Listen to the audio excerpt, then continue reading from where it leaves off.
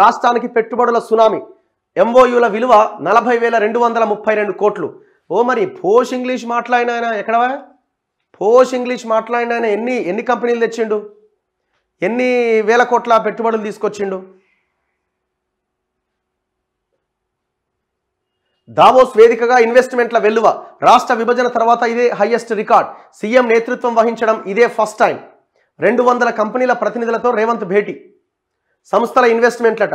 Adani group 12,400 కోట్లు, Jindal steels 9,000 కోట్లు, గోడి India 8,000 కోట్లు, వెబ్ వర్క్స్ 5,200 కోట్లు, అరెజాన్ లైఫ్ సైన్సెస్ 2,000 కోట్లు, గోద్రేజ్ 1,270 కోట్లు, టాటా గ్రూప్ 1,500 కోట్లు, సర్జికల్ ఇన్స్ట్రుమెంట్స్ 231 కోట్లు.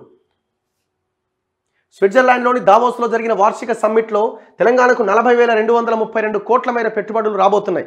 ఈ మేరకు అవగాహన ఒప్పందాలు కుదిరినాయి. ఇది ఎంఓయు మాత్రమే, మెమోరాండమ్ ఆఫ్ అండర్స్టాండింగ్ అనుకుంటా, నాకు తెలిసి దాని పేరు ఎంఓయు. ఇది కేవలం ప్రాథమిక దశ మాత్రమే. ఈ ఎంఓయు తర్వాత వాళ్ళు ఇక్కడికి రావాలా, ఇక్కడ ఉన్న పరిస్థితులు, ప్రభుత్వంతో చర్చలు, వచ్చే ఉద్యోగాలు, ఇచ్చే భూములు, ఇచ్చే ప్రోత్సాహకాలు, ఇవన్నీ తర్వాత కంపెనీ వస్తుంది. ఆ తర్వాత కంపెనీ అడుగు ముందుకు పడాల. ఈ ఎంఓయు అన్నది కేవలం ప్రాథమిక దశ మాత్రమే. మనం గతంలో చెప్పినాం, ఇప్పుడు కూడా అదే చెప్తున్నాం.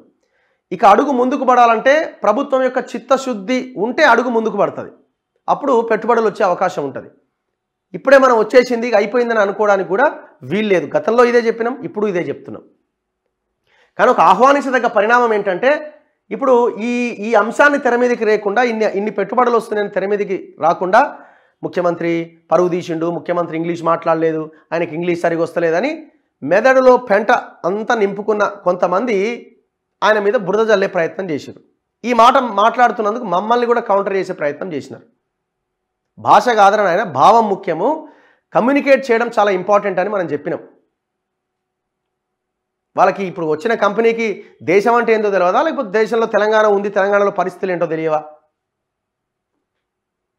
సో ఇట్లా అసలు విషయాన్ని వదిలేసి మీరు ఏం చేయాలి అలాంటప్పుడు? ఇగో ఫలానా కంపెనీ ఉంది, ఫలానా వాళ్ళు లాస్ట్ టైం పెట్టుబడులు పెడతా అన్నారు, మీరు సూచన చేయాలి. ఆ కంపెనీ దగ్గరికి మీరు వెళ్ళొచ్చు, వాళ్ళతో చర్చలు జరపచ్చు. అవసరమైతే మేము వాళ్ళని కలిసినాం కాబట్టి మేము మాట్లాడే ప్రయత్నం చేస్తామని మీరు ఇనిషియేట్ తీసుకొని చేయాలి. అది శాత కాదు.